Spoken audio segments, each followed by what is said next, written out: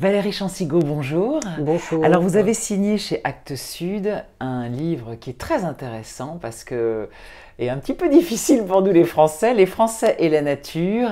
Pourquoi si peu d'amour? Vous êtes historienne et donc vous expliquez que notre rapport à la nature est un peu particulier et que c'est culturel. Oui, les particuliers, disons-le d'abord, par rapport à nos voisins. C'est-à-dire, c'est vraiment, c'est un exercice de comparaison entre ce que l'on peut observer dans l'histoire de notre culture et l'histoire de la culture des voisins les plus proches, à savoir le monde germanophone et le monde anglophone. Pourquoi ces comparaisons limitées à deux ensembles linguistiques quand même assez larges?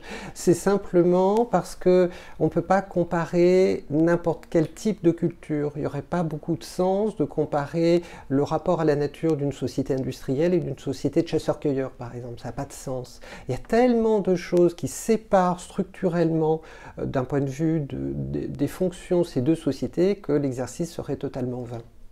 Alors vous donnez énormément d'exemples qui nous montrent que depuis très longtemps, vous parlez de Stendhal, Chateaubriand, etc., nos auteurs, même nos documentaires, nos photographes, on est quand même beaucoup moins pointus et beaucoup moins intéressés par la nature que notamment les anglo-saxons.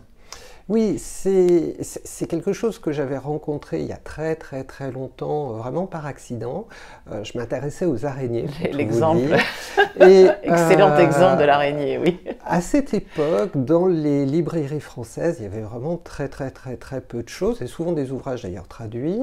Et j'ai eu la curiosité d'aller voir ce qui se passait chez nos voisins britanniques. Et là, j'ai eu l'impression de découvrir une sorte de, comme un magasin de bonbons lorsqu'on est enfant, en fait une offre éditoriale beaucoup plus riche, beaucoup plus variée, beaucoup plus pointue, bien mieux réalisée, et aussi une société d'études des araignées qui fonctionnait assez bien depuis vraiment des années. Et là, j'ai été vraiment saisi.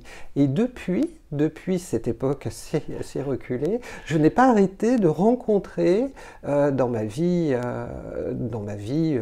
je dirais, personnelle, mais aussi dans mes recherches, des éléments de différence qui me font dire « Ah là là, ces Français sont vraiment des animaux assez bizarres dès qu'on les compare, encore une fois, à nos voisins ».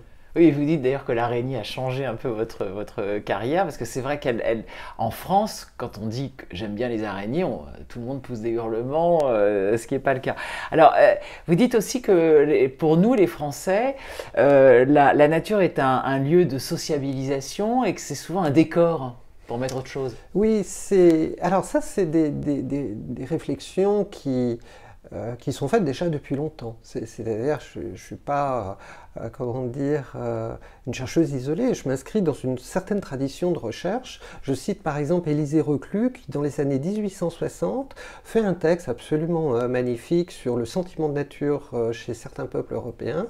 Et il fait remarquer que les villas construites au bord du Léman, lorsqu'elles sont suisses, elles sont tournées vers le lac et la montagne, et lorsqu'elles sont françaises, construites par des Français, elles sont tournées vers le jardin.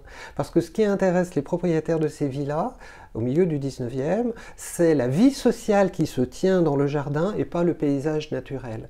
Et on est vraiment dans un rapport à la nature qui n'existe qu'à partir du moment où il devient véritablement une sorte de jeu social.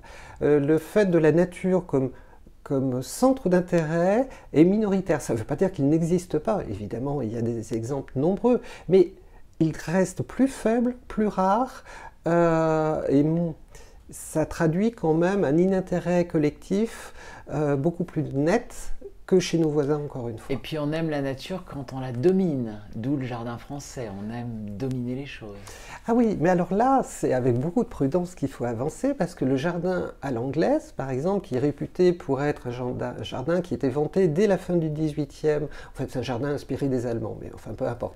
Dès la fin du XVIIIe, on dit voilà, c'est un jardin à l'anglaise, qui va respecter la nature. Mais quand on regarde comment ces jardins à l'anglaise magnifiques sont construits, c'est un travail de recréation absolument complète de la nature. On va reformer des méandres de rivière si la rivière ne nous plaît pas. On va faire une colline ici, la faire disparaître là. En fait, le paysage est transformé, totalement artificialisé, pour répondre aux critères de l'époque de la belle nature.